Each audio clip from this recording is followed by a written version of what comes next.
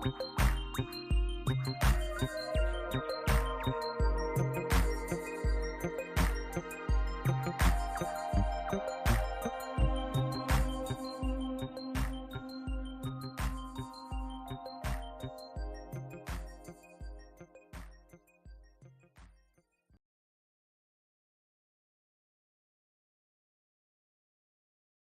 your ass. This country wants to keep me down. Keep everybody weak. It's our mission to bring back the natural order of things. Guy thing. Yippee-ki-yay, motherfucker. The ultimate male versus the ultimate meatball. I'm not talking about that unleaded, gold-friendly, tree-hugging, girly jiggling money. Don't give a sucker no statue. Give him guts. You play ball like a girl! You're in no man's land now, baby. One ugly motherfucker. Truck driving, low riding, belching, fighting, folding money. Hey, dude, let me tell you something. You low flying 4-point sack of shit. Big leap, man. I ain't got time. You need us jar opening, oil changing, spiders squishing, furniture rearranging men. What are you? Some chavala or something? All right, man. Here we are. Just the boys, man. Here to hang out tonight, kick it. All right, let me go ahead and bring in my boy Fred. No big intro.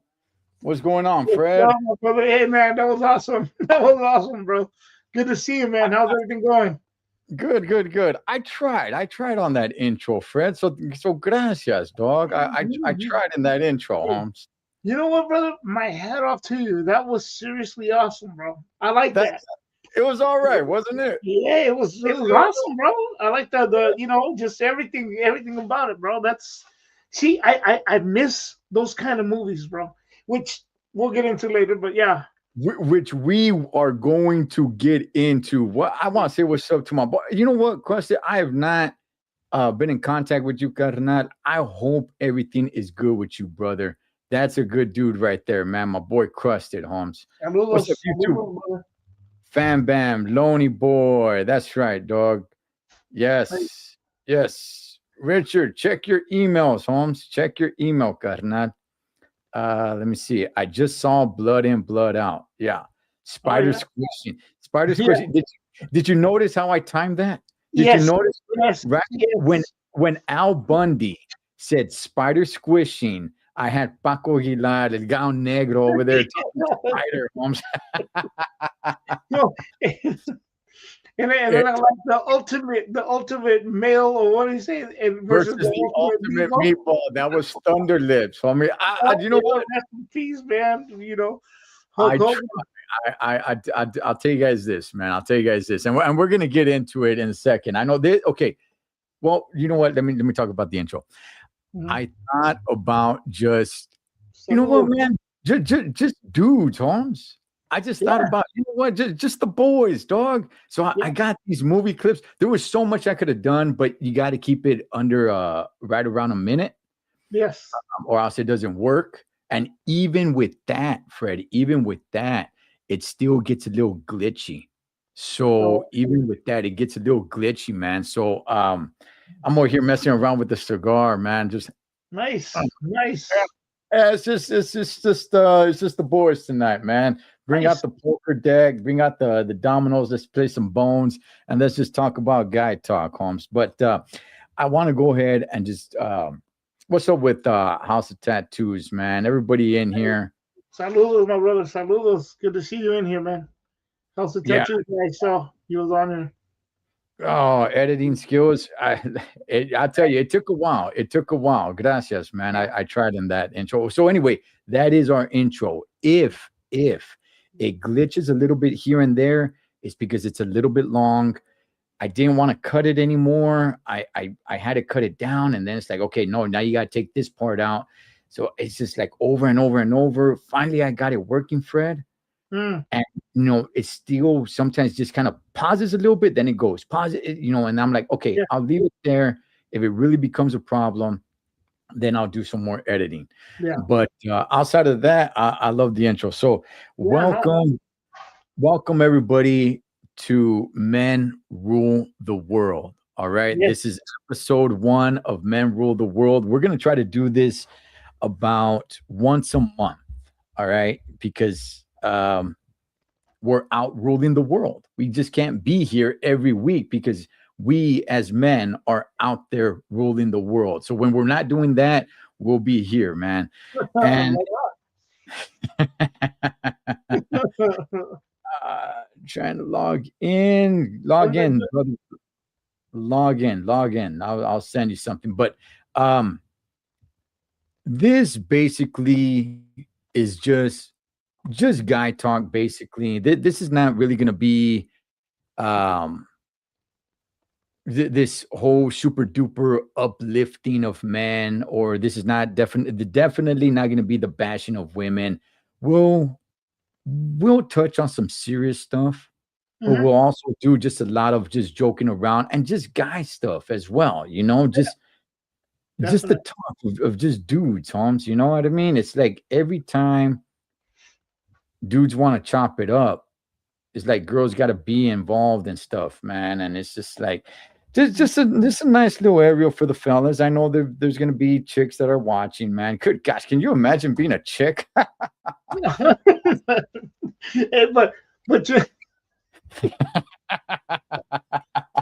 oh man, be like, you know what? I'm just gonna come on and say what I want you to say. No, not for I'm kidding. I'm just no. You know what? But that's good, man. That's good. It gives a little bit more of ease and stuff. And like you said, there's a lot of things too that can be serious on some of this stuff, you know. But at the same time, I think it's also to have fun with it, you know, and you know, just bring it out, man.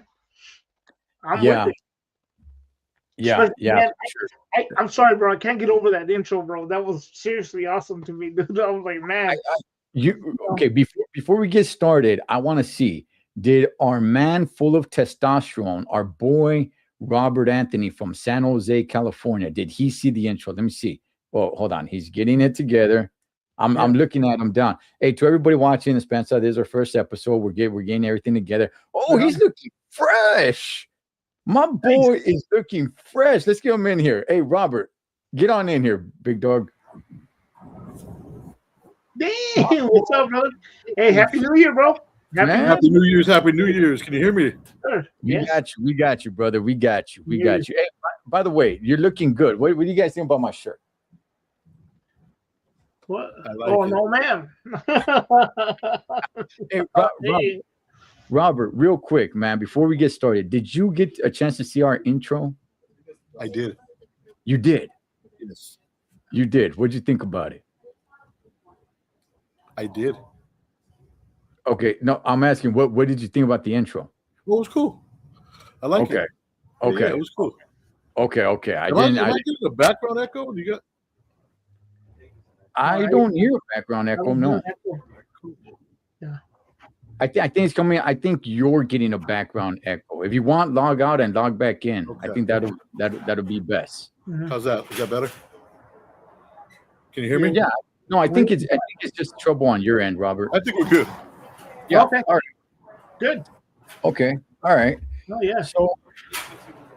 So, all right, gentlemen. Hey, glad to have you guys on here, man. By the way, it will be open for, you know, we'll have other people come on throughout the year as well. We'll definitely take some phone calls if anybody wants to call in and talk about anything.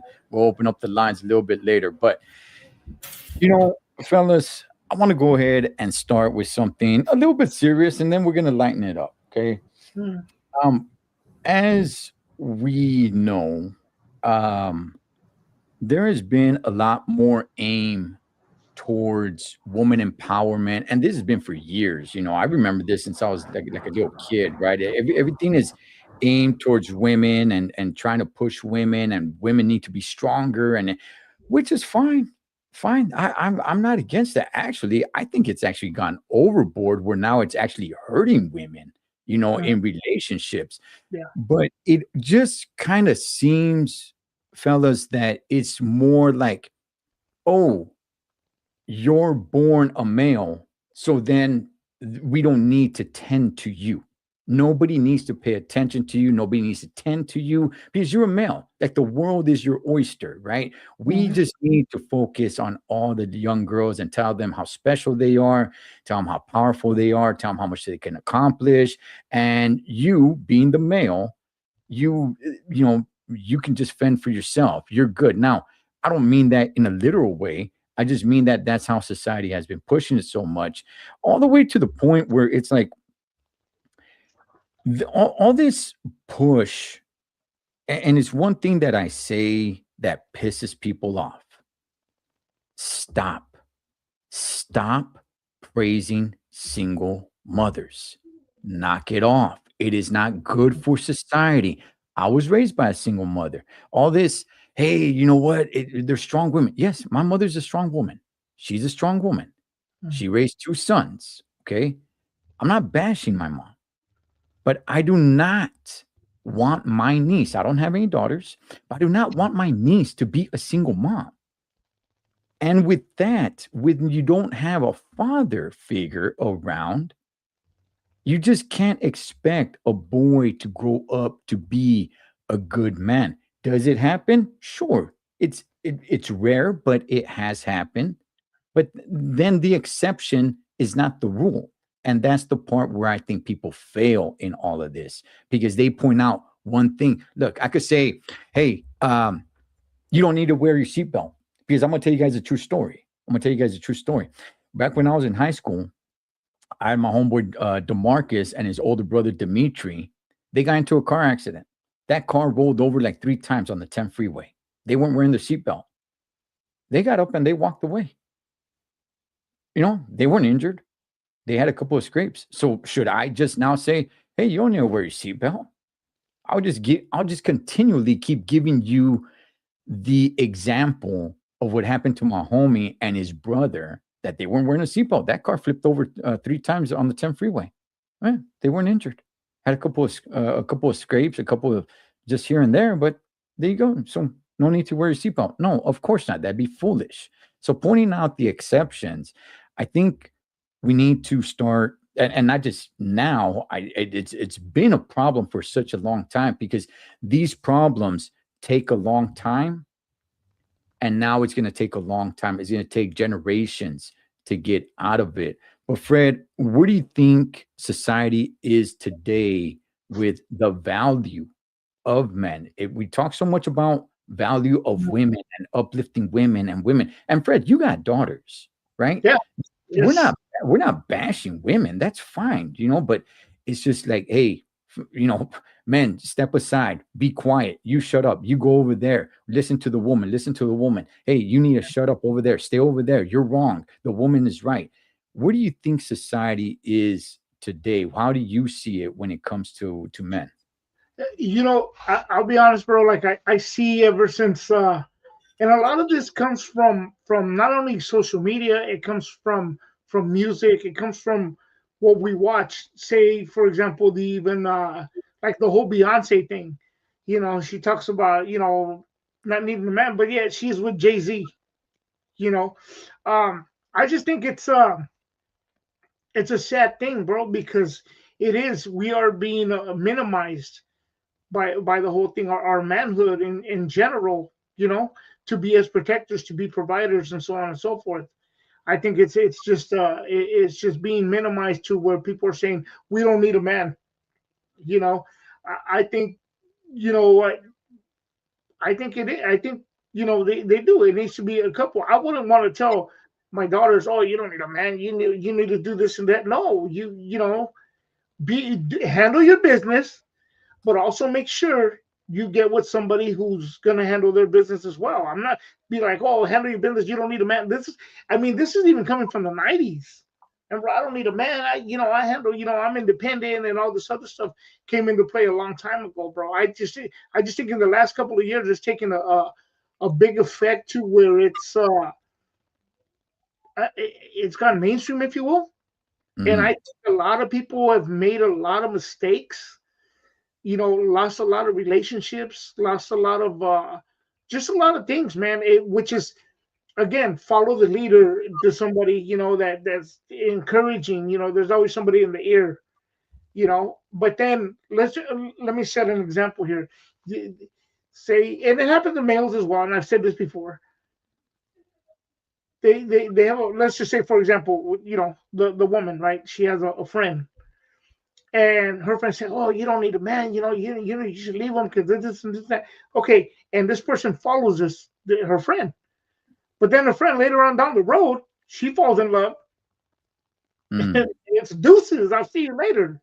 You know, it may be good for a while, you know, but then you know she really falls in love or really what's good. It's deuces, and then one stays out. One loses out. I that's just my perspective of it. In a nutshell, in a sense. But Yeah. Let me switch it to Robert here. Robert, you are a teacher. For those who don't know, Robert has been a teacher for many years. He taught Chicano studies. He had me talk at his school twice. It was I loved it, man. Talking to our young men and looking around there, I could just see troubled young men, and I'm like, these dudes in here, they don't look prepared for life, man. Yeah, I could see the trouble in them. I could see the trouble in their eyes. I saw myself in a lot of these guys when I was in high school, right? And I like, yeah, you know what? They're definitely lacking that strong male role model. Robert, you dealing with the youth, where do you think males stand today? Man, it's and I know every generation says, it was different when I was growing up, or every generation says that. You know, Mm, but let me tell you, man, really it's really different now how the young men are compared to when I was in high school. You know, first and foremost, you're both absolutely right. When women say, I don't need a man and this and that, stay with me with all that. You you might not need a man, but you're better off when you have a good man, not just any dude, but a right, good man. You know right. what I mean? Not just any dude that's holding a filler for you, and vice versa. Dudes are better off when they got a good woman, right? Yes.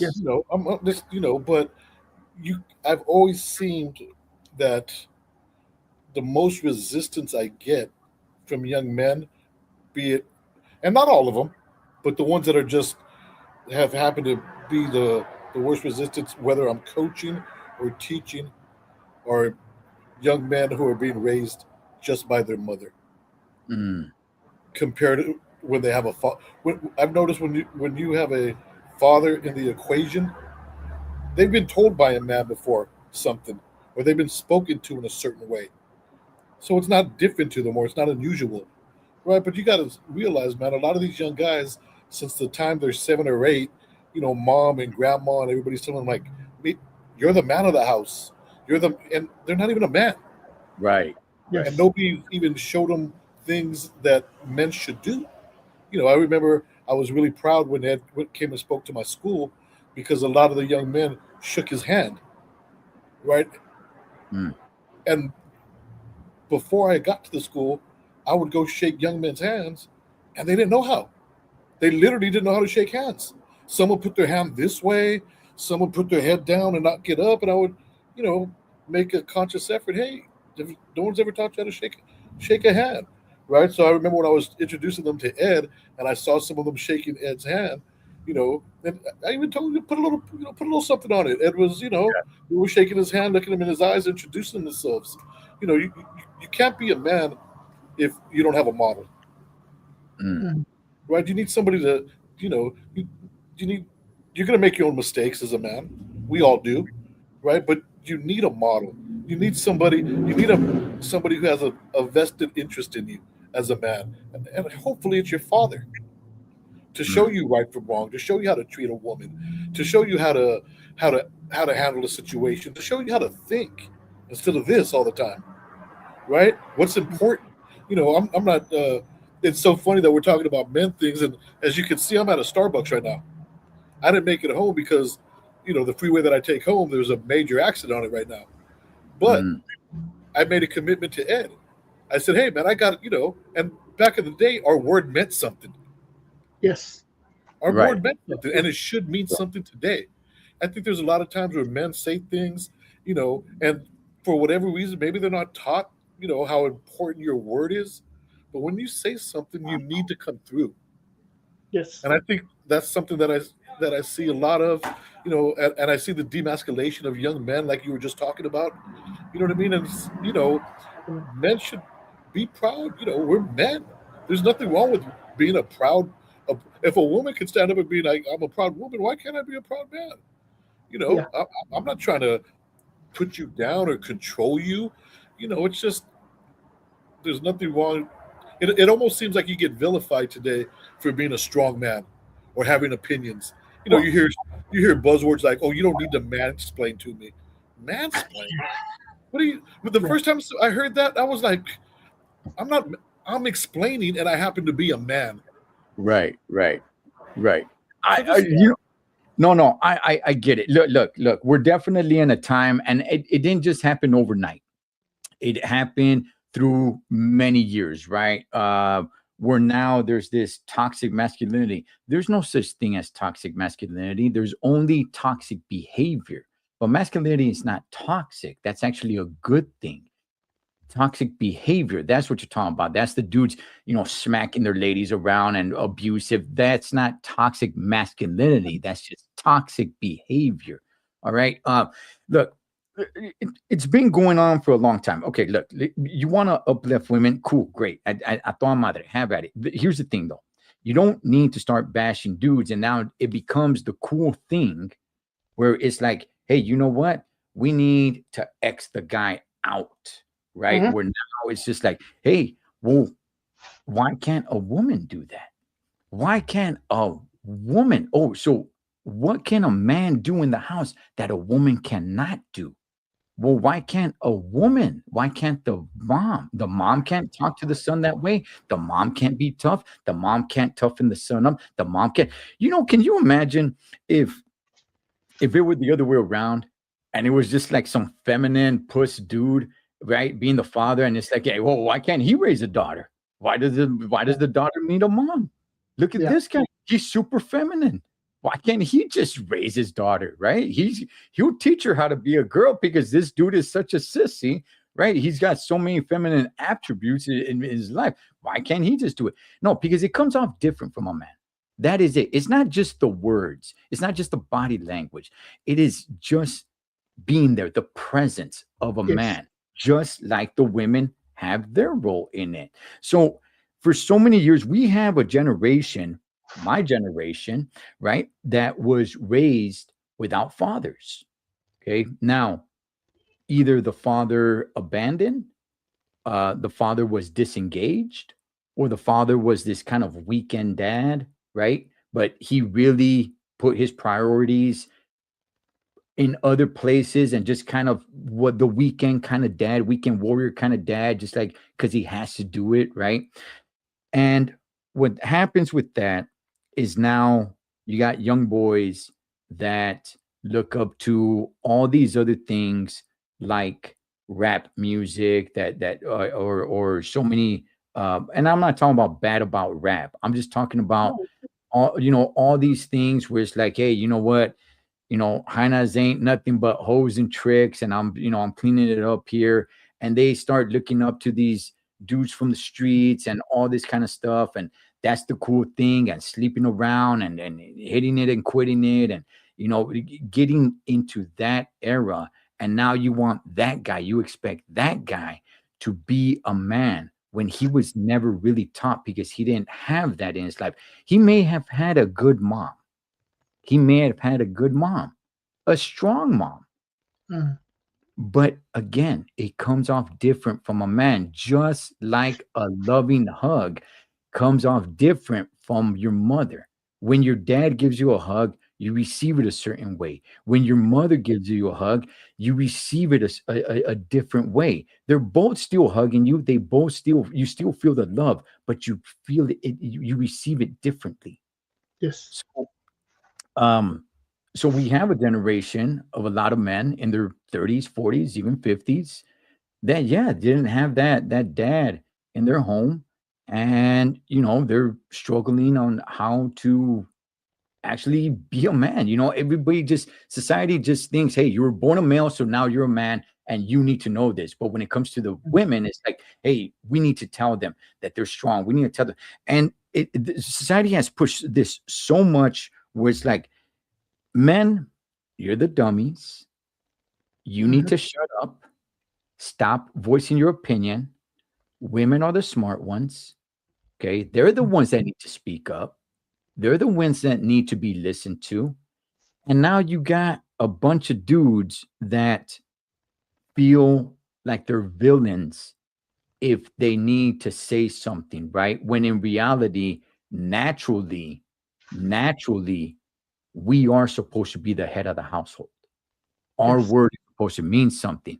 The reason why that gets lost in the sense of like, what? Don't have no man, is because we have men that don't know how to lead and be men. That's why when people think about that, they're thinking about the men that they have dated or women. They think about certain men that they've had in their lives that don't know how to lead. So it's not just being a man, but naturally the man should be the leader. It's just he didn't have a leader to teach him how to be a leader. You know what I mean? He didn't have that man to teach him go out and hunt for the food. You just throwing a spear at him. Hey, go hunt for the food. Oh, this guy doesn't know how to hunt. Oh, he's completely useless. And now I come out saying like, hey, naturally men should be out there hunting. But there's a bunch of men that don't know how to hunt. Right. So stop with the praising of single mothers. I'm not villain. I'm not making single mothers villains. I'm just saying stop praising them like they're superheroes. Instead, let's actually start praising a little bit more intact families. There's not enough praising of that. I follow a family on Instagram, and today was the mother's birthday, right? They call her Mama Coach. And I wished her, hey, happy birthday. They're a good family. Shouts to the Garza family. She's a strong woman. But nobody ever says that unless it's single moms, and it's really hurt boys, man. It's really hurt boys that have turned up to become men. Wow. Oh, yeah. Fred? No, go for it, Fred. Go for it. No, I see you there with some thoughts. That's one thing though, bro, that I think it's a mistake on that part, because like you said, naturally it's like if the car breaks down, like, well, you don't know how to fix it. Like, I'm supposed to automatically know how to do a mechanic job, change a cylinder inside, whatever. And I wasn't a mechanic, you're automatically supposed to just go in and fix something that go into something because you're a male. Like automatically it's gonna just happen because you're a male. Sometimes, I mean, I and I'll admit it, as a man, I've destroyed something and made it worse than to actually fix it. I mean, hey, I made a mistake. The other thing too that I will say this: if the man is a breadwinner, right? Let's just say the breadwinner, right? Let's put it on that end of it. How many women teach their kids to say, hey, how are you doing today? How do you feel today? We never get asked that, bro, because we're males. Oh, you're a man. You're supposed to be able to take it. Maybe I had a bad day on the job. Maybe I just had a bad day in general, but nobody ever bothers to ask that. And if you try to express something, it comes off as weak, or, oh, we don't want to hear it, because the mentality of you're the male. You should be doing the, you automatically are supposed to have this whatever over you that enables you to fix things automatically, I mean, I do think men need to toughen up. That I do truly believe that. There's a lot of men that are told, you need to express your fear. I remember the whole movement.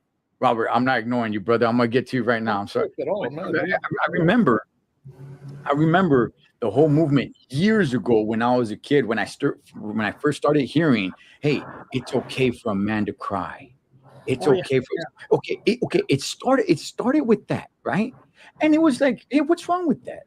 What's wrong with men? Okay, we all know men cry. We've cried before, right? But now now there was like this little bit of a push, like, hey, you don't have to hide the fact that you cry.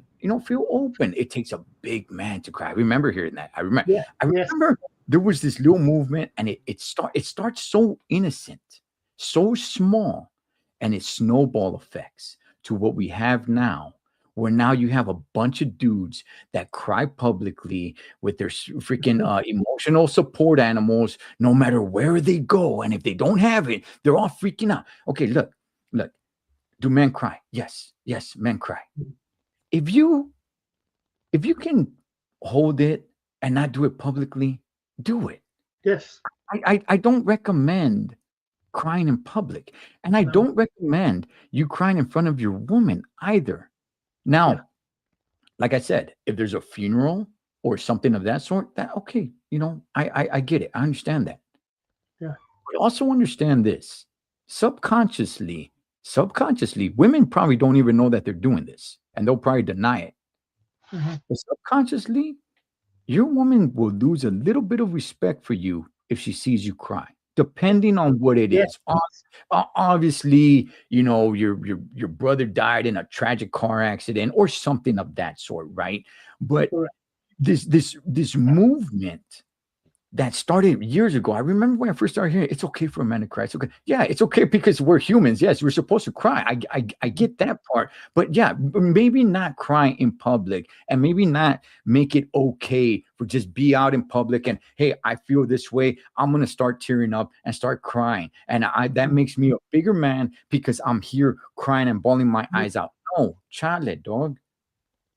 Because that is the beginning leading to where it is today. See, that sounds harmless, but fast forward to where we're at today, that's where it starts with one little pebble and turns into the big snowball. Robert, what's your thoughts, brother? Couple things is to just piggyback off what you and Fred were saying about what a man should know how to do. I just want to make sure that, even if a man doesn't know how to do something and the woman does, she still needs a man. Correct. So, like, let's say the woman says, "Well, I know how to change a tire," and her man does it, or she knows how to work on cars. Awesome, but that doesn't not mean you don't need a man, because it's more than that. Being a man is more than being able to fix things with your hands and do things like that. Being a man is being able to navigate and take your family and protect your family and guide your family through situations, and be able to provide that invaluable advice that your wife needs you for, that your kids need you for, regardless if it's a female or a male. But the male especially, the young man needs you to show him how to navigate things. He just does. As far as crying in public and crying, a man could cry. You're right. It started with, it's okay for a man to cry, and then the next was like, it's okay for the man to stay home. It's okay for the wife to be the head of the household. It's okay to to surrender the two things that are the most important to you as a man and put them on the table. No, it's not. It's not. Men have a specific role, and I hate when. Let me not use hate because that's a strong word, but I really dislike when people try to say like, "Well, how's a man act? Nobody knows how a man should act." Yes, we do. If we all were, if YouTube and we were in a situation, you, me, and Fred were somewhere, and I did something totally out of pocket that, man, you would know right away. Like, why is Robert doing that? That's kind of weird. Men know how men should act. We just do. Men correct other men. Yes. Hey, bro, you should, don't do that. Or, hey, keep your mouth shut, man. I told you something. Or, hey, don't do that. Men correct other men as society corrects people. Right? And a little bit of that is frowned upon now to a certain degree. Yeah. It is because men are sensitive now. As if there was something that was bothering, if there was something I was doing that was bothering Fred, man to man, Fred should be able to tell me, "Hey, Robert, check this out, man. I don't like how you did that, man." It kind of, and I shouldn't get all up in my feelings about it. As a man, I should be able to recognize that, hey, this guy's coming talking to me respectfully. As a man to man. We've all heard that term, right? But some guys get all like, what? I didn't mean it. And it's no, man. Just listen to what I have to say. And they blow it out of proportion. And it almost, you ever see two females argue and they just start going back and forth? I've seen men do that now. Yeah. Right. Yes. And it's, yes. it's very disheartening. It's very disheartening because the example that you're setting is awful. Now, I'm not saying that a man has to be this, a man has to be that. A man just has to be a man. Mm. You know, I don't got the rule book like he needs to know how to drive stick. He needs to know how to do this. There's not a checklist because what some men can do, other men can't do. Yeah. Right? What some men can do, other men can't do. But you need to be a man, and part of being a man is setting that good example for your family. Hey, I wake up every day to go to work, son, not because, you know, A, baby, you love your job, but B, I want you to know that this is what you got to do. Yeah. You know, I had a friend who refused to hit his daughter. He wouldn't discipline her by hitting her, right? And I remember one time we talked about it, and the reason he did it is because he told her, I never wanted you to think that it was okay for a man to hit you. Wow. Right. Well, that's a dad. That's a man telling this young lady, you don't get hit by men. Right. Yeah. I never did it. Nobody else should do it to you. Mm. You know? So there's things that men just teach that are innate. This is what we're teaching because this is our place, right? Mm. This is our rightful place to be that, and it doesn't mean dominance by being physical and being the strongest guy in the room, and because I'm the baddest dude, it has nothing to do with that. Yeah. It's more it's competence as well. Competence, being able to think things through, you know, being able to set your family up on that righteous path that they need to go through. Right, especially young men, because young men are being systematically removed from college. You know, if you look at colleges, there's women outnumber them in colleges. Men are, you know, and who could blame them? You know, you go into a classroom and you're starting to hear about you being a toxic masculinity, mansplaining, you rule the world. There's this patriot hierarchy and blah blah blah blah. And it's like, come on, man. You're 100% right, Robert. I mean, for those who don't know, the statistics have been shown. There's more women in college. There's more women in the job force and getting careers. Men statistically in this country are failing, and when men fail, the country fails. Okay, whatever, you know, forget about the country for right now. Let's just talk about a little village. Let's just talk about a little village, all right? I don't know, population of whatever, 20 people, 50 people, doesn't matter. Just a little village, okay? Be careful, society, on what you ask for, thinking that it's cool and it's progress for guys to bow to their fears, to not know how to fix anything, to be scared. When it's okay to be scared. It's just, I've said this before, right? Because people ask me, like when I swam Alcatraz, like, hey, weren't you scared? Like, yeah, I was scared. And it's like, well, okay, conquering fear doesn't mean that you don't feel fear. You will fear is a feeling, just like feeling happy, feeling sad, feeling upset. Fear is a feeling. Conquering your fear doesn't mean that you don't feel fear. It just means you don't allow fear to dictate what you do or do not do. That's what it means, right? Like, you're going to feel angry. I'm going to feel angry at some point. Should I just take flight on somebody because I feel angry? No, I will conquer my feeling because I'm angry right now. And I want to suck this dude up, but I know that's not the right thing to do. You know, you conquer that feeling. But what I was saying was, you're so right, Robert. You know, statistically, men are failing. And if you think about a little village, and I say, be careful on all this, like, hey, it's a good thing for men to cry all the time, or, you know, show their feelings, or not know how to fix anything, or be scared for confrontation or physical if it need be, right? It's okay. It's okay. You don't have to be a macho man. And then they start explaining it in just a sad way, where it's like, oh, so you have to be super macho on it. No, nobody's saying all that stuff. Okay. But just think about a little village.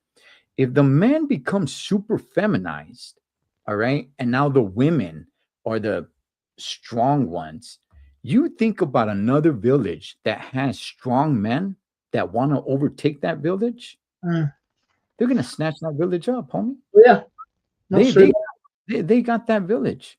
I've said it before. I've said it kind of in a joking kind of way, and I'm Mhm. kind of joking and kind of not when I say like, man, I hope we don't get invaded. I hope this country doesn't get invaded, right? Because more and more of men are just kind of falling down and falling down and falling down, just in like this progress. Like if it's such a good thing where it's just like, hey, be more feminine, be Mhm. more in touch with your feelings, and shut up more. Shut up. Just shut up. She's right. She's always right. And just listen to her. And it's like, Mhm. guy, you're losing your value as a man. I've said this before. I'm gonna say it again. Man, think about this. Every man, think about this. You were born the most powerful thing on this earth. Mhm. Men, think about that. Shout out to the ladies, but we are the most powerful thing in this world. What are we doing with it? What are we doing with it? All right. A man is the most powerful thing you can be in this world. It really is. And if we keep on weakening the men, you are weakening the village. And that village can be taken over by another village with strong men. But real quick too, man, I gotta say too, man, men got to get into the position where, you know, they acknowledge and uplift other men. I see dudes, who, you know, you go somewhere and I don't like that dude and blah blah blah. Look what he thinks. No, he doesn't. Mhm. Put all that personal side stuff to the side. When was the last time you actually tried to mentor a young man or build up a guy who was doing well? You know what I mean? I've seen guys who have started business, and other dudes would be like, "Oh, he won't make it. He's gonna fail." Well, where's that coming from? You know what Yeah. I mean? Men, there's got to be some type of a camaraderie, man, a brotherhood. You know what I mean? Where see that next man succeed. That's just better for everybody. I, But men get into this. Not all dudes. Most dudes. I met a lot of solid dudes, but I met dudes too where I've been like, wow, that's it shows a lot. Character for him to do. It leaves a bad taste in your mouth, and we've all been there when we've seen a guy do something that's just like some people call it shady, some people mm, call it disrespectful, but when we see it, we know it, Yeah. right? And the thing is, Yeah. when was the last time you uplifted somebody? When was the last time you saw a young guy doing wrong and saying, "Hey, you know what, man? Come here.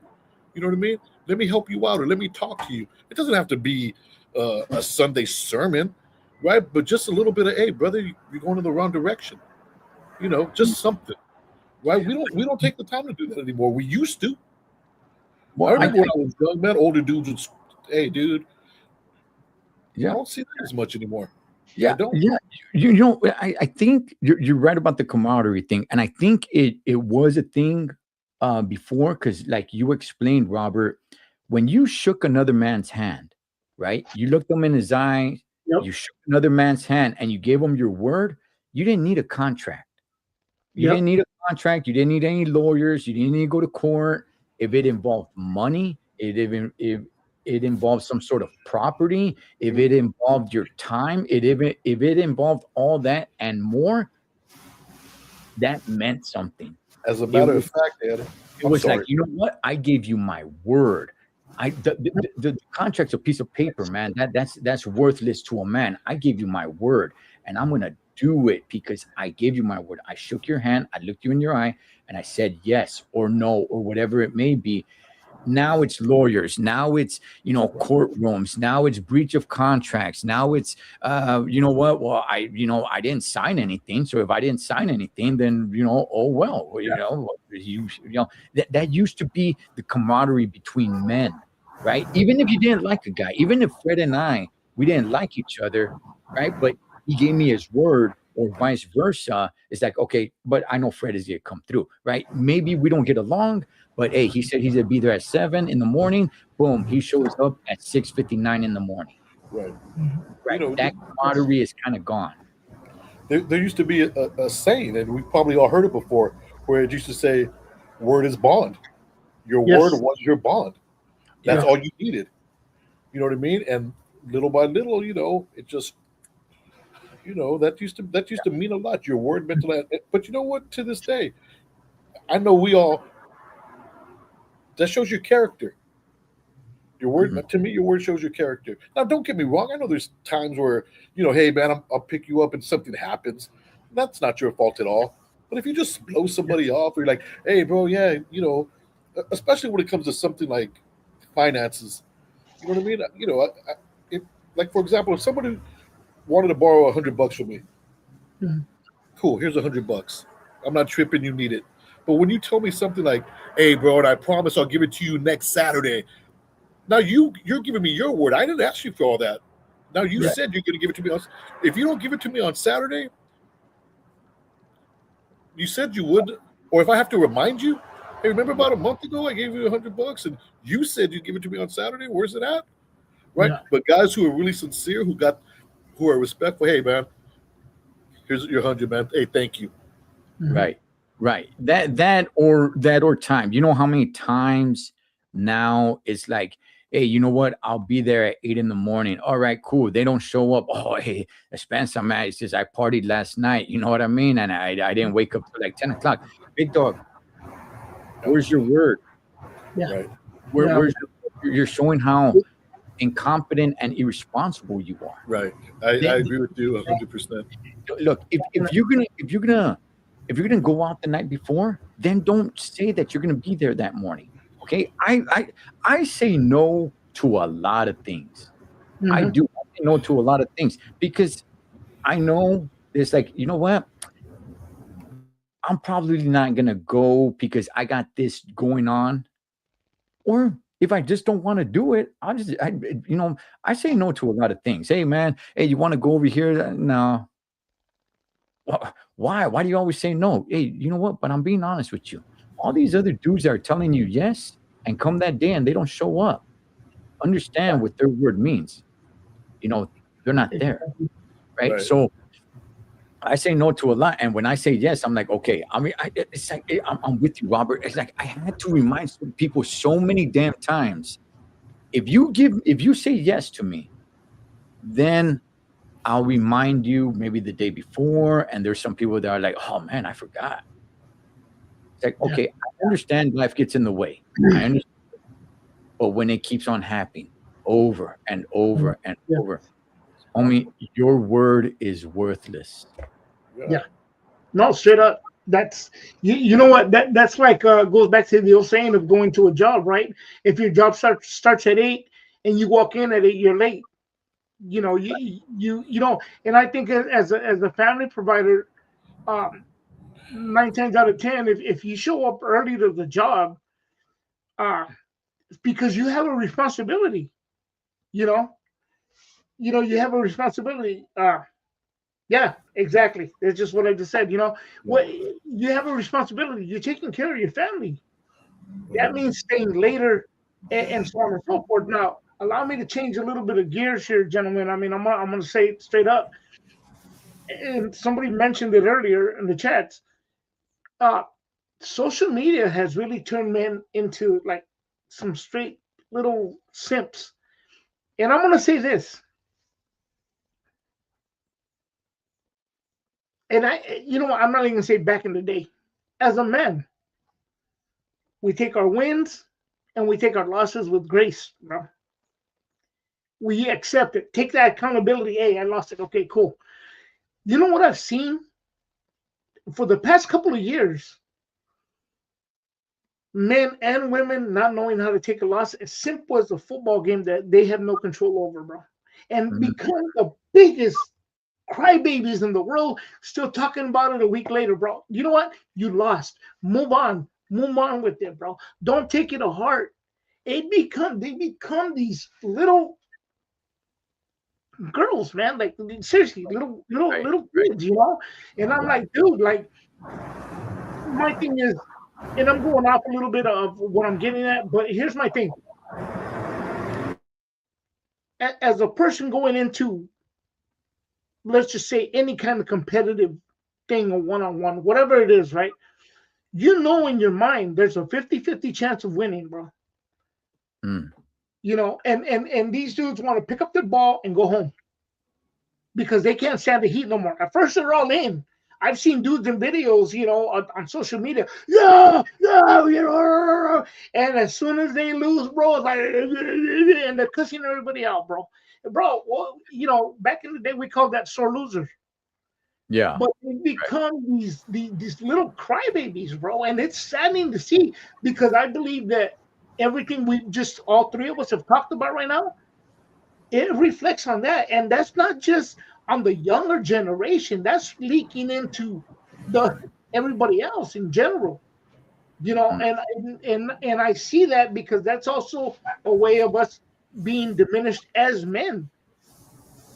It's like, you know what, I lost. Oh well, you know, next time, you know, better luck next time, you know, whatever. We took it with grace. We took it on the chin, bro. You know, and it just goes back to, I don't want to get into the whole violent thing, but you know, back in the day, yeah, you follow somebody, whatever, and you shook hands, and hey, that's it, bro. Whatever the case is, you know, you moved on. Nowadays, it's a lot different, man. So that's how I tend to look at things, you know, with a lot of that stuff going on. That's how I see it. You know. I was going to mention on what Ed was saying about time because you were talking about how time's valuable and when somebody tells you something about time. I just wanted to say this too, man, and you know,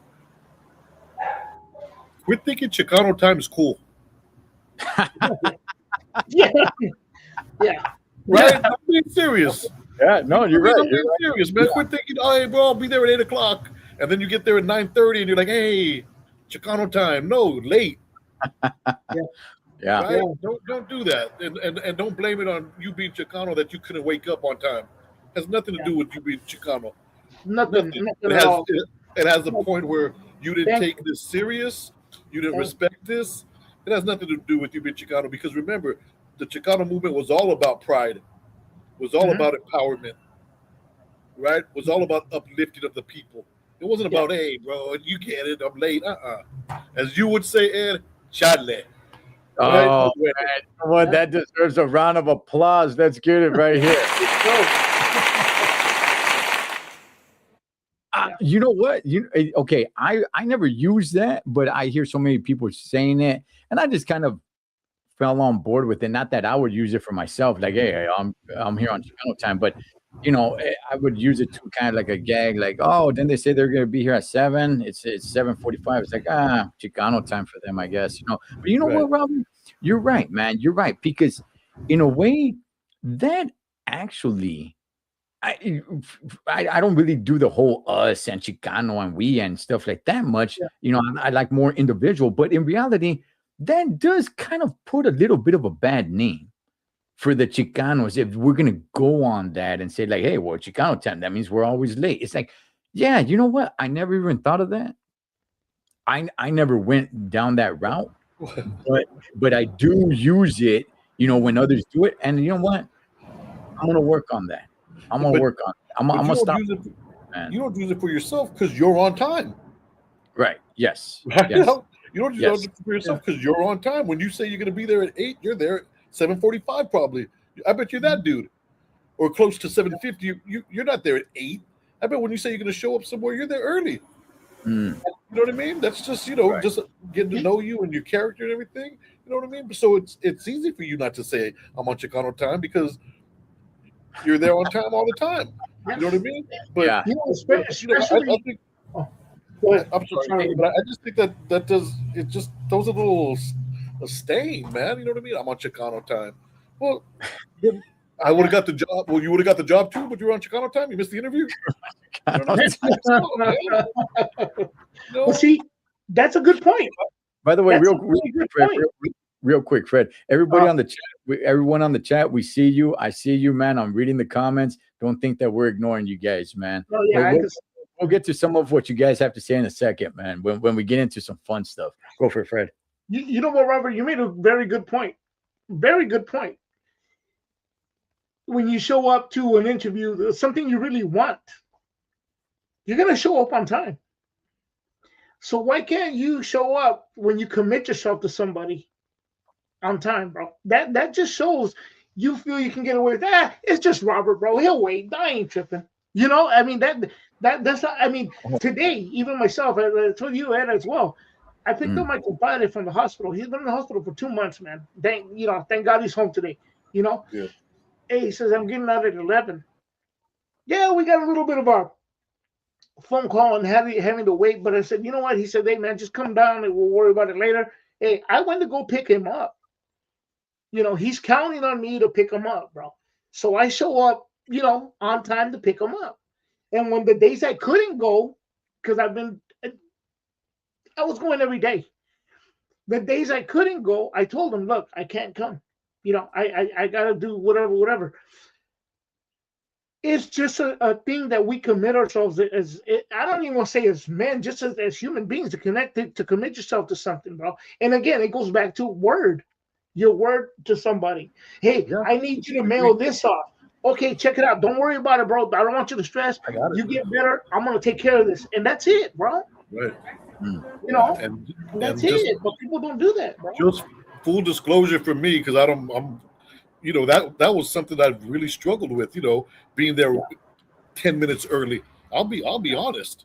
You know what I mean? And I'll tell you what, I got two of my cousins, man. Those guys are always on.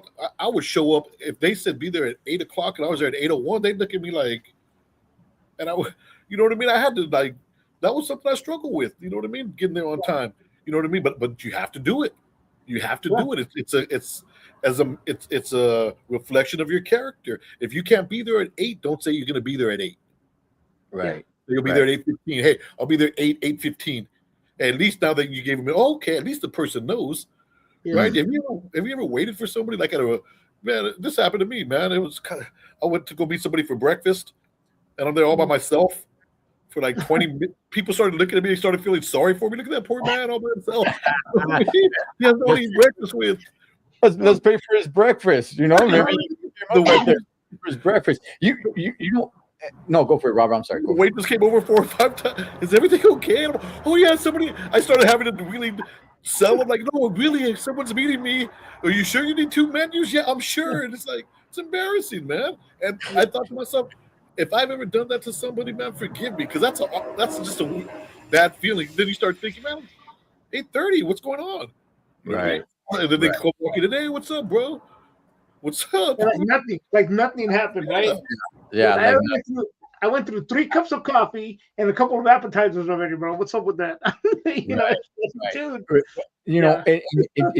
It goes all back to the very beginning of what we're talking. Like I said, I see you guys in the chat, man. We'll get to you guys' chats in just a second. There's actually some pretty good stuff in the chats, man. Yeah, it all goes back. Boys not being taught how to be men. It all goes back to that. And what society has pushed is not helping, because it's actually pushing it more that way, when no, it's not the way to go. Okay.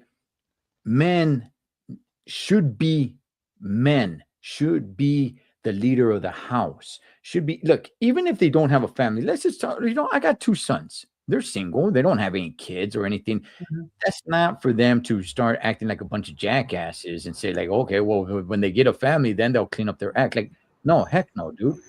Okay. Because what kind of woman are you going to attract? If you're out there acting like a complete buffoon, what kind of woman are you going to attract to start a family with? And that goes both ways. That goes with chicks as well, right? Yeah.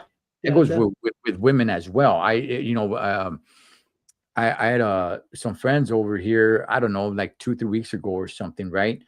And the 18-year-old daughter got 2 tattoos on her arm. And I told her, I said, hey, listen, I'm just going to tell you this, okay?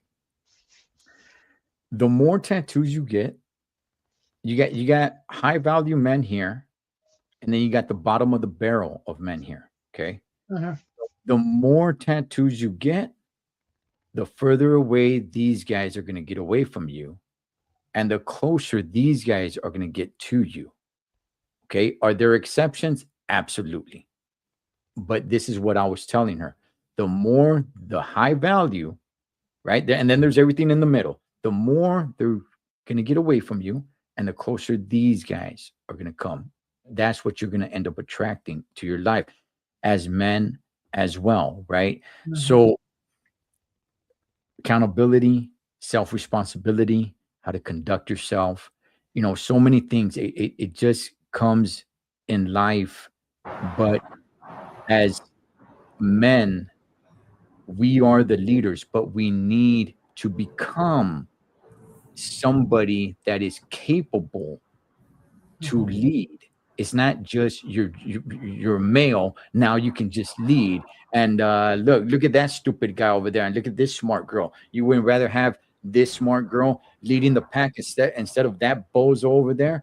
My response is we need to stop, because there's a big issue when you do not have men that can lead, but you have women that are more qualified to lead than the men.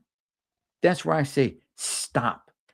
It's not the fact. It's not the fact that, hey, it's strong women. You don't want a strong woman lead. No, that's not that's not what I'm getting to. What I'm getting to is the big major problem that we have a bunch of bozo guys that don't know how to lead. That is the major problem. It's not me trying to hold women back from being leaders.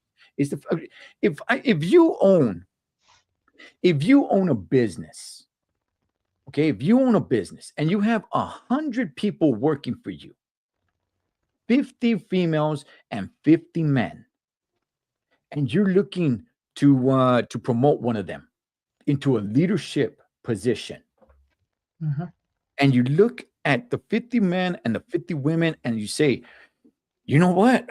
I'm picking Sarah. I'm picking her. You know why? Because she is qualified. She's better than all the guys over there. Okay, that says something. And by the way, shout outs to her, put her in that position, and may she lead. However, I just want to say this, that says something about the men that you have working for you. That says something about them. Good for Sarah. Give her that promotion, give her that raise, and have her lead. Good, that's fine. What I'm just simply saying is you might want to reevaluate the men that you have working for you. If you do not have men that can lead, instead, you got to go to the women to select out of them to lead, because the men are incapable. That means your business is being run by incapable men for leadership positions. You have an issue with the men there. So that's just what I'm trying to get to, man. But go for it, I just want Robert. to say one more thing, if you don't mind, is I think too, as men, we got to start putting value on positive things that men do instead of negative things that men do. And I'll give you an example. But I remember when I was young, everybody, I don't know about you guys, everybody started to drink at a certain age, Mhm. right? Or maybe smoke weed, or maybe start talking to girls, right? And Right. I can remember being at a certain age when I, first started drinking, and then somebody telling me like, "Oh, we're gonna go to my homeboy's house, man. You're gonna like him, and so and so, man. He's cool, bro. You know, I, he could drink he could drink 240s to the head and not trip." And I always remember thinking to myself like, "Damn, he can drink 240s." I'm like, or hey, well, that fool could smoke all day, dude. We're gonna go over there, and blah blah blah, this and that. And for some reason, it was, oh, or oh man, he gets all the girls, man. And then I would think to myself like, but doesn't he have a lady and a kid, and he still get a bunch of other females and Right. doing the same Yes. thing? But we put, for some reason, we put a tag on it like, oh, that's cool, and even the old school, like the dude who comes back from the pen, bro. You know what I Mhm. mean? God bless him that he came back. Hopefully, maybe he changed his life around. But sometimes we're like, oh, bro, my cousin's back and he did this and he did that. And blah, blah. But we never stop and think, like, man, but your cousin lost 12 years. Mm. You know, we and God bless all of those people, man. I'm not and I'm not trying to say like, oh, those people we should, man, everybody, but I'm just saying sometimes as men we put the wrong status on the wrong dudes. You know what I Right. mean? And we grow up thinking that, man, thinking that, having to sit down and drink more than one drink, or having to, this is, blah blah blah. Have you ever been with your friends and like you're on 2 beers and they're like on 5 or 6? What are you babysitting for? You a girl? What happened to you? And it's like you're like, oh no, I'm just drinking. Then all of a sudden you start even when you get older. You know what I mean? Your boys will look at you and be like, "What's up? What's wrong?" Right. Nothing's wrong. I just didn't want to drink 12 beers like you tonight. I don't know. Yeah, So no. Look, I'm with you. I mean, womanizing, which is sleeping around. I grew up in that era, Yeah. and it was the coolest thing, man. It was the coolest thing. I remember we had a homeboy, Sporty. We were in high school. Okay, we were what sophomores, freshmen or sophomores, and we found out that this dude hadn't been laid yet. And we all started clowning him. Like, the heck? Hey, dog, you shouldn't even admit that. Like, you're a loser, homie, and you're kicking it with us. Like, you know what I mean? Because it was just like, hey, man, you smash and dash, Holmes. Smash and dash. Get them, use them, abuse it, and let them go, man. Let them go. And, I had my dog days. I did. It didn't matter if I'm with homegirl, I'll be with the sister the next day, or the cousin, or the mom, or whatever. And it was like the coolest thing. I was getting, like, hey, oh, so you smashed on that? Yeah. Then I smashed on her sister, dog. Like, oh, damn. And it would just became this cool thing, right? And then and then I look at my sons and I'm like, dude, I will never. I mean, I will beat the dudes off these dudes, man, if they were out there womanizing like that. Yet I did it, and we thought it was the coolest thing. Like, it was so damn cool. A bunch of high fives from the fellas. You get together with the boys. Oh man, I effed her, dog. Hey man, and then I went and I effed her friend, dog, and she didn't even know it. And it was just like the dumbest stuff. Yeah. And I'm like, I think to myself now, like, gosh, how foolish, because like I told you guys, man, dog, I would stump a mud hole in my sons if they were out there running around with their hot dog out, flashing, man, getting down with everybody. Like, that would hurt me. It really would. Yeah. It would hurt me right here. I would feel like a failure if my sons were out there just running around, hopping on top of all these kind of different hyenas. I wouldn't think like, oh, that's right, son, that's right. You're like, give old man right here. Hey, that's right. Like, no, man. What the hell are you doing? Yeah. That's a big form of disrespecting yourself. Yeah. But hey, fellas, check this out, man. You guys down to take a couple of phone calls while we go through some of these chats? Sure, definitely, man. I'm ready for it. All right.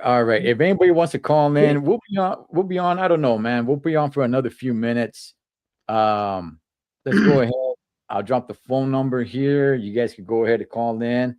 And Robert, hopefully you can hear all right, brother, when they call in.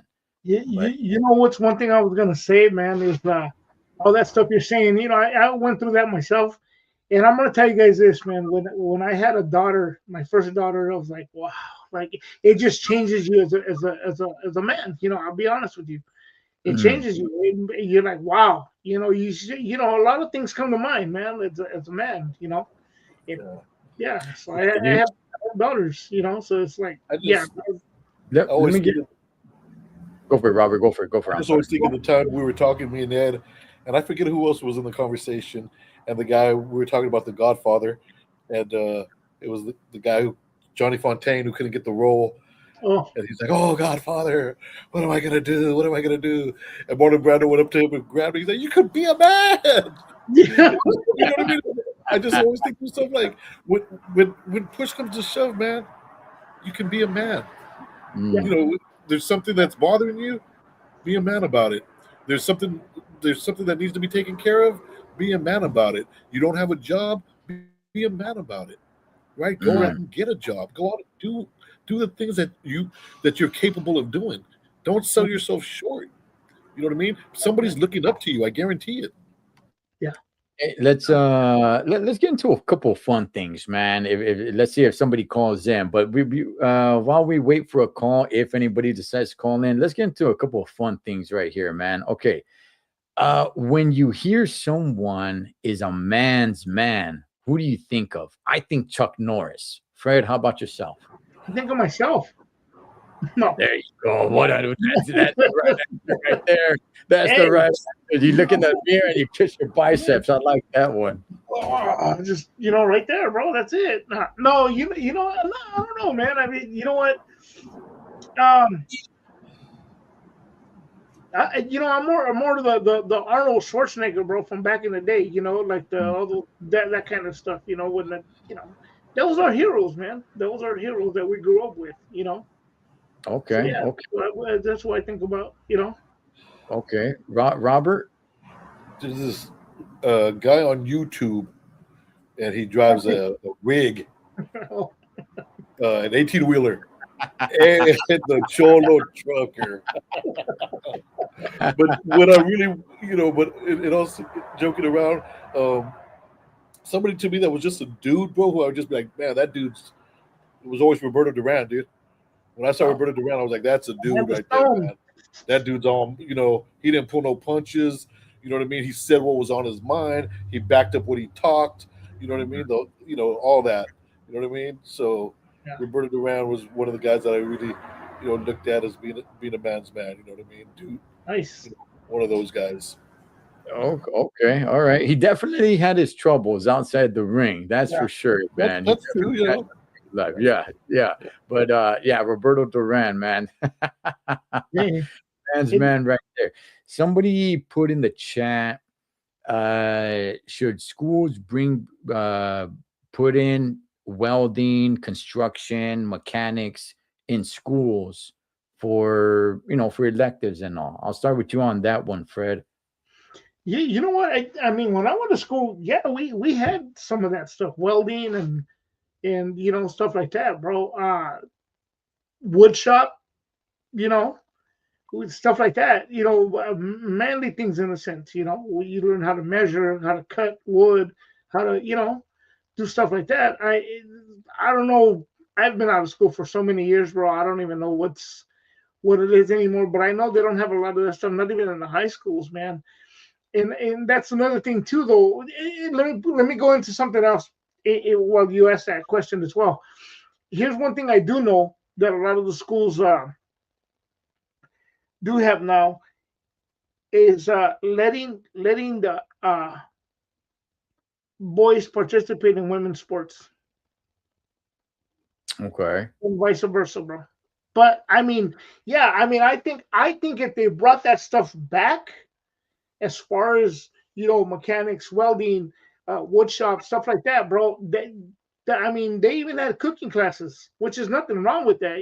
As a man too, you learn how to cook for yourself and stuff like that. But now they don't have any of that anymore, bro. Not like they used to anymore. They don't even teach handwriting. Yeah, So they got away with teaching handwriting. Yeah, for sure. So to me, it's that's part of what's making us diminish as human beings as well. That's taken away from stuff. And allow me to go into something else real quick, bro. I know you asked a question. Let me get into something else. Let me ask this question to both of you guys. That's the one. What happens when the man is taking care of his business as he should, right? Yes, Conan. Conan the Barbarian. As you taking care of your business as a man, but your spouse does not appreciate. And the fun. But that's where the key thing is too. That I believe it. Allow me to finish. I think that believes as well. That's part of the lack of respect and the diminish of a male as well. For the man to take the lead. If this person's the head of the house, the breadwinner, taking care of everything, a lot of that stuff's taken for granted. And I'm not saying you got to kiss somebody's tail for it, but you should acknowledge it and do not disrespect where you lay your head, and who's the one providing at the end of the day. But when you can't get that peace either, bro, it's time to cut it loose, you know, as a man too, because it's a great thing to find somebody that can appreciate, and I'm giving that one to the women, you know. Right. That's just where I'm at with it, bro. Okay. Okay. Because there Yeah. are good women out there, bro. Yeah.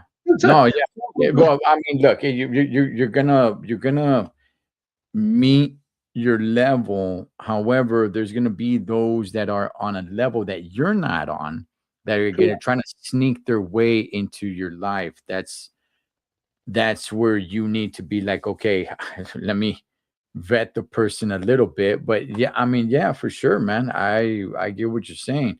But let me ask that question to Robert. Robert, you being a teacher in schools, should there be welding classes, construction, measurements, mechanics? 100%, man. 100%. You don't know how many young men would be chomping at the bit, in my opinion, to start doing that all over again. We got to face it. First and foremost, college isn't for everybody. Right. First and foremost, college isn't for everybody. College is a avenue for some careers, but not all careers, right? And there's good trades out there, man. Really good trades. Plumbers, electricians, guys who tote 18 wheels. Honest, there's a good body man. There's jobs out there, man. Like young man, they'd be dying to do, and we don't give them the avenue to that. We give them an avenue to a bunch of things that they're not interested in. And there's got to be something that, some type of program to get guys back on that, because first of all, those jobs are in demand. Yes. And imagine if you go to the union school or wherever you're going to go to enhance your trade, and you already have knowledge of it. Right. Right. I think that's a no-brainer. I think that should come back. Right. But a lot of people, were getting upset about that because, especially during the 50s, 60s, and 70s, they were pushing the minorities into all of those classes. You know what I mean? There were guys who, hey, there was a big movement. My counsel never talked to me about being a lawyer. They just pushed me into a woodshop class.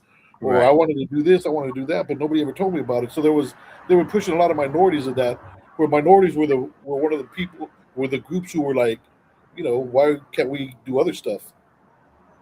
So there was a double-edged sword. Yeah. I mean, this look, like you said, college isn't for everybody. Look, I'll use myself as an example, right?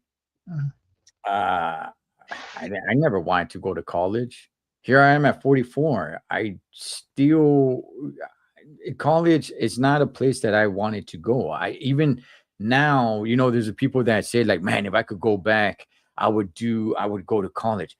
Actually, if I could go back, no, I still wouldn't go to college. I wanted to go to the military. That was my thing. I did not want to go to college. College never crossed my mind to go to. If I was going to go anywhere where I did want to go, it was always the military. It was not college, right? But if you can go ahead and put some of these skills in there, it's like, yeah, you know what? Hey, listen, you can pick up a trade. And you know what? It doesn't even need to be career. It doesn't even need to be your career. But how about this? How about, you know what?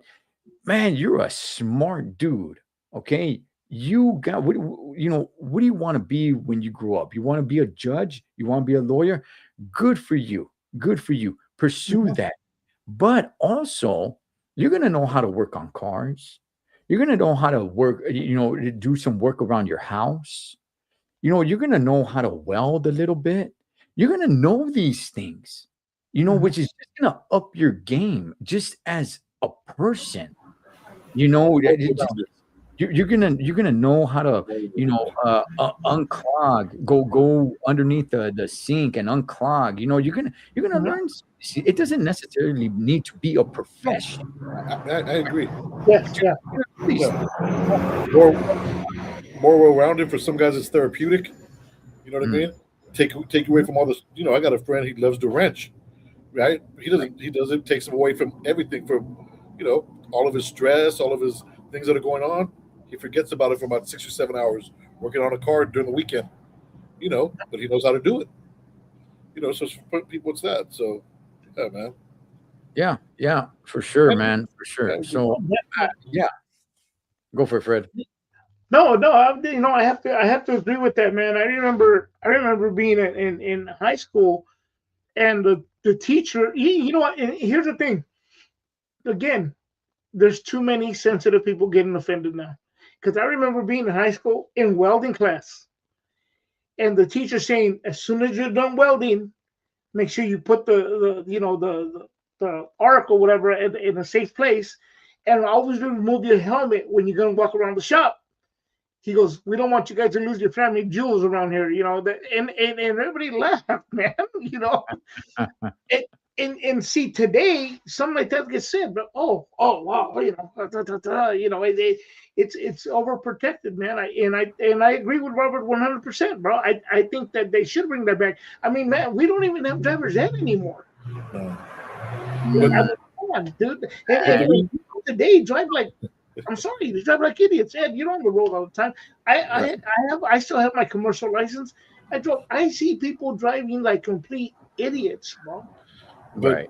But the reason they couldn't say family jewels anymore in a welding class is because there's probably more females than men. The men are in the cooking class, Yes. or the drum or the sewing class, being told it's okay to try. Yeah. And learning how to make quiche.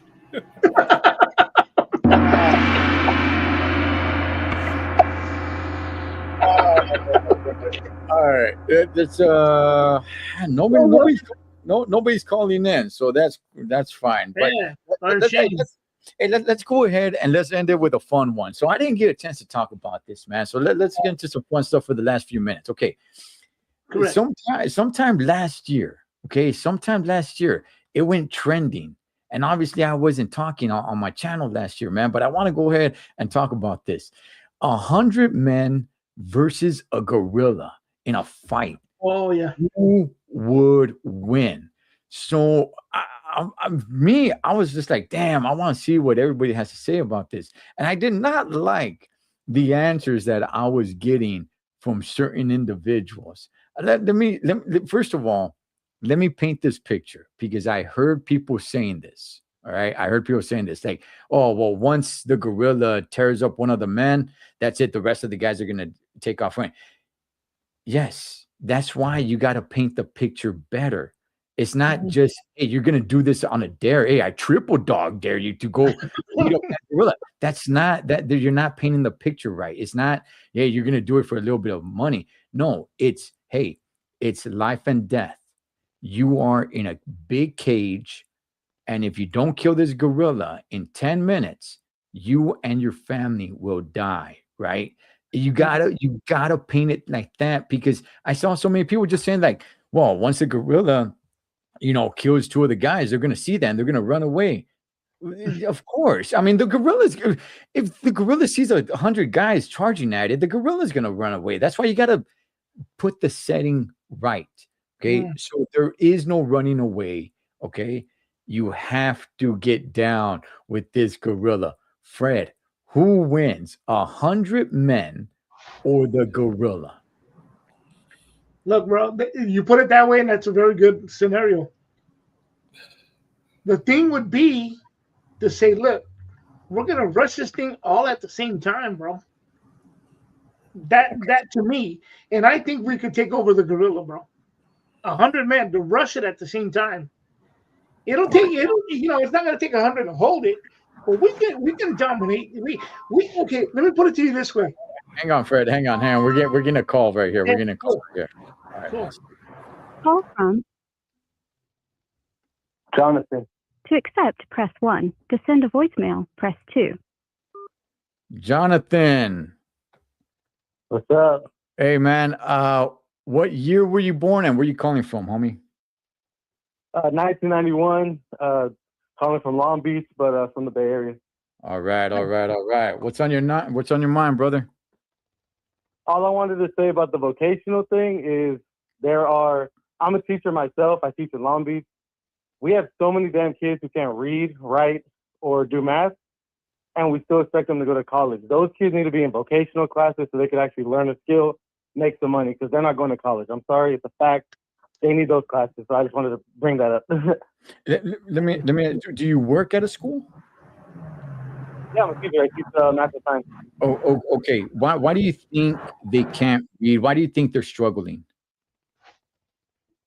I mean, from when it comes to my students, it's just no enforcement at home of education. You got parents who don't even know what their kids' grades are until the week before report cards, and they're finally reach out. Why does my kid have an F? Why does my kid have this? They're just around on the phones all day. And again, if you don't have enforcement at home about grades, then most kids are not going to care themselves. So that's what I see a lot of. And most of my fellow teachers think the same thing. Okay. No, I completely agree with that. I mean, obviously, you don't tell the parents that, like, hey, parent, like, where are you? I mean, is there repercussion to you the way you approach a parent? Can you tell a parent straight out, like, hey, mom, dad, like, you guys are neglecting him and you're failing him in life. That's why his grades are bad. Can you say that, or you have to keep your reservations on it? We can't really say that, because then they come at us and then they go to the district. But what we try to do is tell them, like, hey, because everything's online now. This isn't back when we were younger, and you know, I'm younger than you guys, but even then, back then, we didn't have computers everywhere. Everything was on paper, so parents had to physically call the teacher or whatever to find out the grade. Everything is online now on Canvas or whatever, Google Classroom, whatever website they use. These parents can be on Instagram all day, but won't even check their kids' grades. So what we try to point out is, hey, maybe you should check out, you know, this is how you can check your kids' grades. Because most of these parents have iPhones, they can check, they don't. So, yeah. Jonathan, can you hear me? Yeah. Okay. This is Fred, bro, over here at 2K Entertainment. Let me ask you that. Well, I worked at a school as well, and correct me if I'm wrong.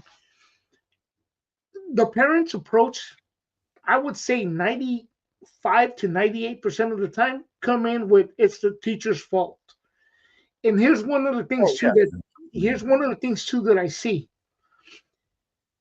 The thing is that the parents, they don't only want you to teach them something, they want you to also teach them morals, bro. So now it's like they're not taking accountability for teaching their kids anything at home other than did you do your homework? But they're not checking anything, bro. And when it crashes, or you know, your son or your daughter got an F, and I had to go translate at times because I speak both languages.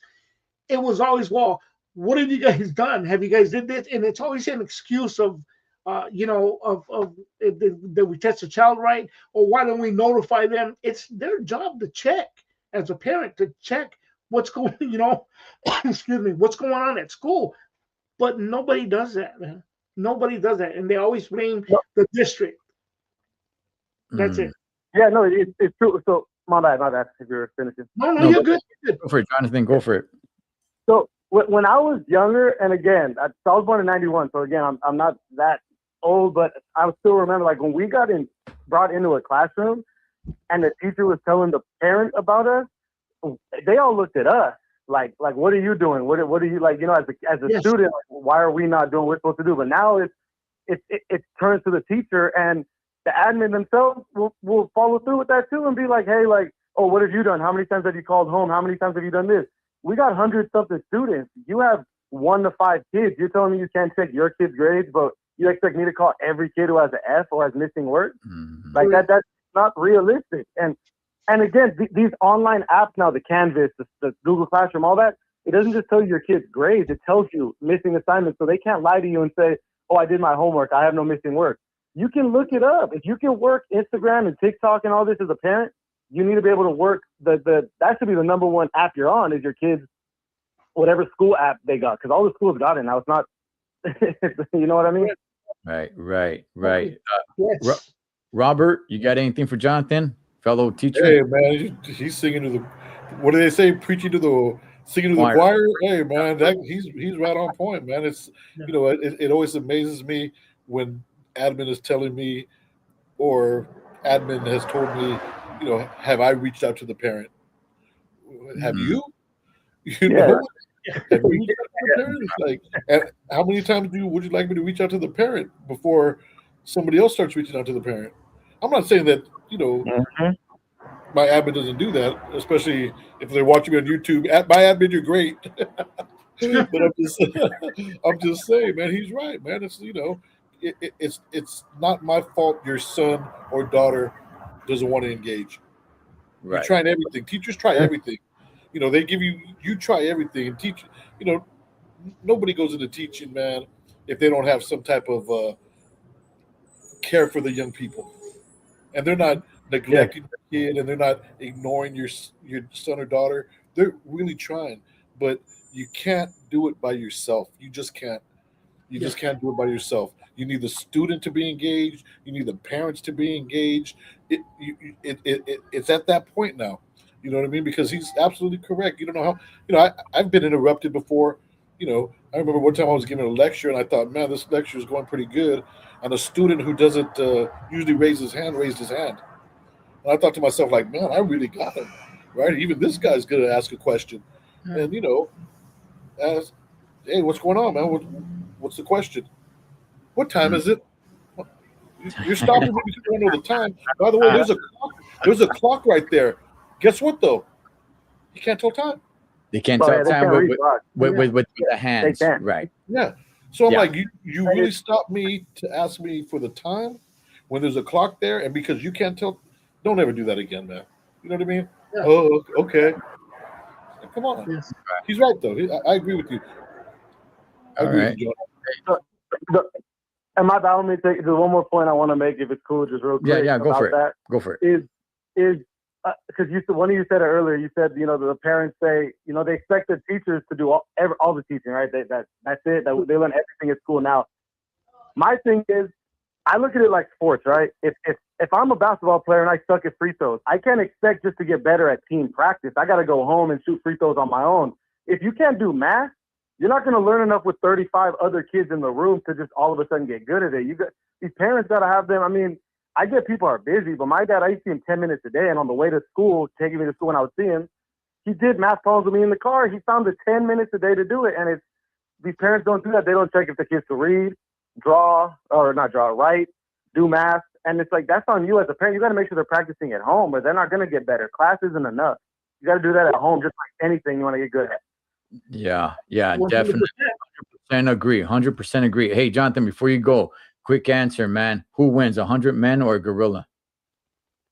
I say gorilla. A gorilla? Okay. Hey, Jonathan, you know how you say that you're not old? Give it some time, brother. You'll get there. I hope so. Hey, thanks for the call, brother. Have a good night, man. Hey, Have a good night, Jonathan. good night, brother. Yeah. Okay. Man. I mean, look, parent involvement, we're talking mainly about men here and dads and everything. But yeah, look, I mean, that goes with that. So I was never a teacher, but I coached. I coached my son's little league teams and everything. And I ran into kids, man, that, they just didn't want to play. Or they just, I can't discipline them the way I could discipline my kids. You know what I mean? So I would go to the parents. I would say, like, hey, look, your child doesn't want to play. It's like, oh, okay, come here, mijo. Just do what coach tells you, okay? And then the parent walks away. I had to call a meeting a few times and be like, hey, look, parents, this is not a daycare. This is not a daycare. This isn't where you just drop off your kid and go do your own thing. Like, no, this isn't a daycare. All right. I coached. I was a defensive coordinator. I coached baseball. I coached basketball, soccer. And you're dealing with small kids, and it's like, okay, they're running around, they're being disruptive. You're trying to take it serious. You're gonna have fun, of course, but it's like you got to learn how to play the game. Hey, you be in this position. All right, now you start running away. Hey, be back over here in this position. Okay, you know what? Now I got to punish the whole damn team. Now I got to punish the whole team, and now we're wasting time in practice because little Carlos over here doesn't have capable parents to keep an eye on him and teach him a little self-respect and to respect authority. And now we're way off course. Correct. You know, so if dad was there, it was easy to see which ones had good dads. It was easy to see which ones had good, strong fathers. It was easy to see because as soon as somebody messed up, before I would even turn to say something, you heard it from the sideline. Hey, come on, son, what are you doing? You know, you could have got or you know what, let's hustle, let's go. Have some enthusiasm. Like, all right, cool. Then I go and I reinforce what the dad just said. Hey, listen, all right, next time it comes your way, all right, run a little faster, man. I see you run. Okay, go get it, man. Hustle, all right. You know, and if you missed it, hey, good try, but you got to give it your all. That is it. Yeah. You know, so it was very easy to see that. It was very easy to see that. So I always found players with a strong dad who was involved were much easier to coach, unless it was an overbearing dad. Who, you know, okay, then you got those dudes, man. That's a whole other subject. Yeah, that's next week's show. Overbearing men and the women who love them. Hey, Robert, we never got your answer, brother. 100 men or a gorilla? I say that if we rush it at the same time, yeah, there's going to be a few casualties, you know. But here's the thing, right? If we rush it at the same time, but then you're going to get to do that. Go up front, okay, and then you go when it's being dominated, you know.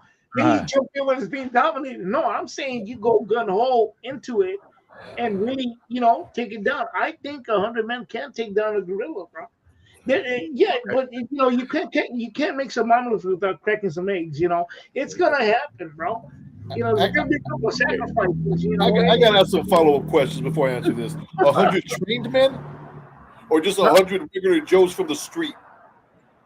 You know what? That's a good question. That's a good question because I just said earlier we better not get invaded because men are getting super soft in this country. Okay, let's pick some. You know, let's get some Spartans, man. Let's get some 100 trained men, or we're getting 100 Army Rangers. Okay, 100 Army Rangers. Weapons or no weapons? No weapons. No, it's all hand. No weapons whatsoever. Not a stick. Nothing. Is small perimeter? We'll put a nice, decent size. I mean, we got to fit 101 beings in there, 100 men and one big gorilla. So let's put a little bit of space, not too much space, but let's put a little bit of space where maybe the guys can retract and maybe rethink their strategy. Straight up hands, nothing else. Nothing but hands. I'm taking the gorilla all day long, dude. I'm taking the gorilla all day long, bro. I am, bro. Let's see. If we get it back, jump on the ship. Fred. Okay, Fred. How like are you socking the gorilla up? Because he's not really gonna feel it. The first would to take it down, to dominate it. The first dude, you can kill, stop it, right? Because you got beat. The first dude who gets beat with his homeboy's arm. Everybody else, it's over. He's gonna hit you with the. Okay, here's. Dude, what kind of gorilla? A silverback? Dude, those things are massive, dude. Yeah, a silverback gorilla. One gorilla, 100 dudes, 100 panda bear. A panda bear. I'll take the 100 men. No. It's gotta be a gorilla, man. Okay, gorilla silverback, bro. Come on, man. I'm taking the silverback all day long, bro. Okay. See, Denise is putting right there. Do the guys know karate? I don't think that really matters because Robert else ain't gonna cut it. Look, and we're bringing the show to a close here pretty soon. But I just want to say this. I just want to say hey, that's right. Yeah, Rangers lead the way. That's right, man. That's right. Okay. Yeah, Black Hawk Down. Right. I don't think knowing how to fight with your fist and hand really actually you can use that here. No, for me, my opinion, you're gonna have to use your mouth.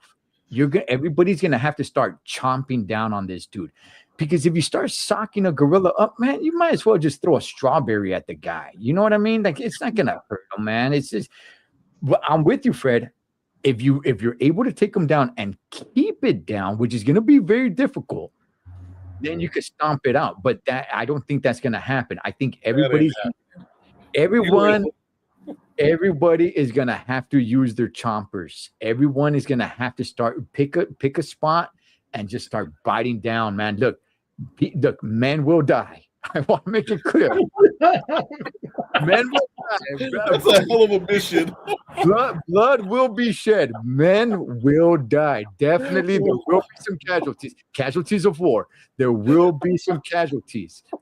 But if everybody is going on like, all right, I'm gonna choke it out, or you know what, I'm gonna give it a nice good front kick, or it's like, no. Everybody, we need to get to a position and just bite this sucker to his death. We need to bite this sucker down, man. And there will be death. There will be casualties, man. I will say that. I would love to hear you lead 100 guys into battle with that speech.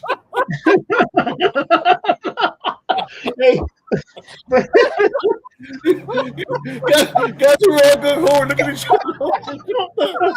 That's our. Hey, I'll tell you guys this. In this case, I don't care if you know how to fight. I just care do you have good teeth, man. Yeah, like, I'm like, you're out. You're out. I need some guy with some really good chompers, man. I'm not talking, don't come at me, all tweaked out, missing teeth and everything. Like, no, dude, you ain't biting through. Hey, but you kick him in the nards, bro. You kick him in the nards, bro. You come from the back and kick him in the nards, bro. There's definitely casualties. Some men will have to sacrifice themselves to distract the gorilla for other men to get in position to cause damage, to get to the back and put your thumbs or your fingers into his eye sockets. Right. But while that's happening, other men are getting stomped to death. Okay, because men will have to be sacrificed. But I think 100 men can actually. Since we're talking about men in the brotherhood, men would go in knowing that they have to sacrifice. That's just part of being a man. Yeah, it doesn't mean that there's the dude in the back just pushing the other ones in front, like, get him, guys, get him. And he jump in when it's already, almost knocked out or whatever, bro. That's not how it works. You're right, Robert. We gotta go in knowing what it's gonna be, bro. Look, you gotta go in there like Pearl Harbor, right? When they went to go bomb, it's a suicide mission. You got to go knowing that you're not coming back. There's not enough fuel to come back. You got to go. Make it. They're not going to be the same either anymore. They're not going to be the same. Man. They're not going to be the same either anymore. But you know what? But that gorilla won't be the same either. I'll tell you that. I agree. I could see that guy 20 years from now running into somebody who gorilla fight. Yeah, me too. You know that big gorilla fight? Yeah, I was there too. Hey, man. Hey, what's up? And then they turn around the whole way. Instead of turning around their head like this, they turn around the the whole body, right? Because you can't turn your neck no more because of the gorilla. David and Goliath get vibes here. Oh man! All right, we're gonna bring it to an end, man. Great conversation, fellas. For everybody who tapped in a little bit late, I explained in the beginning. We'll try to do this about once a month. It's not always just going to be serious. We want to have some fun with it. We want to laugh. We want to talk about some just cool things as well. And just guy talk, man. You know what I mean? Just it's not always, hey, let's sit down and serious. We'll do some of that. We'll have some fun with it as well. I'll mess around over here with my cigar. Nice. And I got an outro for us as well. Let's see if you guys like it, man. The intro, I like the intro. For everybody who didn't see it, okay, because it's a minute long, sometimes it will glitch a little bit. All right. If it really becomes a problem, then I'll edit it down to like 50 seconds. I don't want to do that because I think it's pretty damn cool. But with that, gentlemen, Robert, my man, teacher, teaching our youth, Fred Segura, Two-Face Entertainment, Cholo Trucker, Men Rule the World. We'll see you guys next month. Sonic Boom! Finish him. Game over.